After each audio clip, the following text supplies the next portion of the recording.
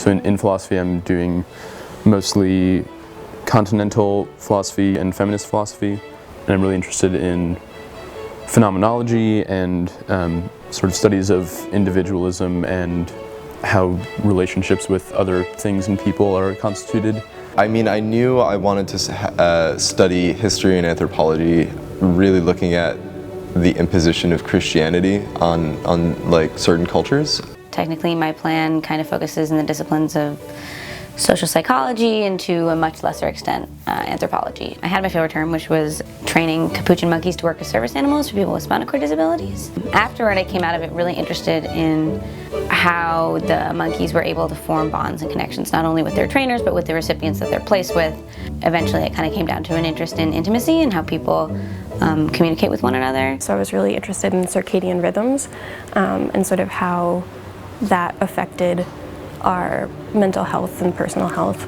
So I'd been looking at sort of how the brain reacts with how, serotonin works in the brain and then antidepressants. What I'm studying right now is repressed memory as a culture-bound syndrome, whether it exists or not, and its occurrences in patients in Pakistan. Some of it can be linked to trauma, and that's important because in Pakistan, abuse, domestic abuse and child abuse is so rampant. I hope to bring it back and conduct my own research one day about the topic.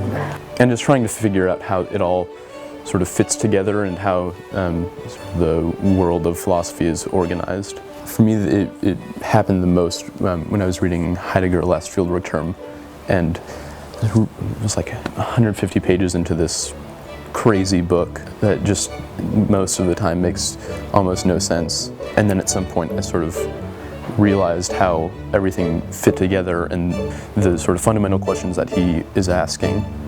It's more about your ability to interpret and analyze the information that you find. And I think that that's what I've learned how to do more than anything else. I'm more satisfied to know that I'm able to synthesize the information that I find quickly and well and critically in such a way that is useful. And I think that that's just kind of what it's about, is that this place will just ask you a lot of questions. So I might as well take what I can get from here, which is that I know how to pick up new strains of thought and how to think about new strains of thought critically.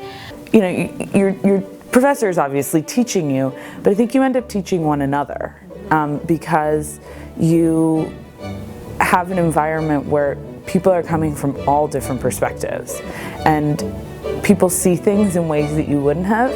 And I've been in classes where I'm just sitting there and my jaw is dropping because I'm thinking, you've just blown my mind. I never would have thought of this like that. We then, in all our projects, get to explore whatever sort of topics we want. So I focused on depression for a while, I focused on medication for a little while, I did a paper on anorexia, and it's really just whatever topic you want as long as it explores the themes of the class.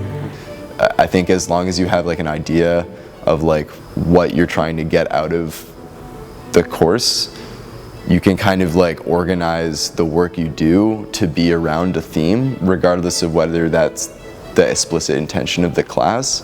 I think what I'm studying at school is informing my life in a bigger way than just necessarily the anthropology itself. So having this chance to really have a really long meditation and figure it all out for myself, and I can have really more informed discussions with people and look at my life in a more informed way, because it's about, philosophy influences everything that you do and everything that you think about and everyone you talk to. I can have a really concrete set of ideas about that, as opposed to, oh yeah, I learned that once in a philosophy class. No, I really studied this.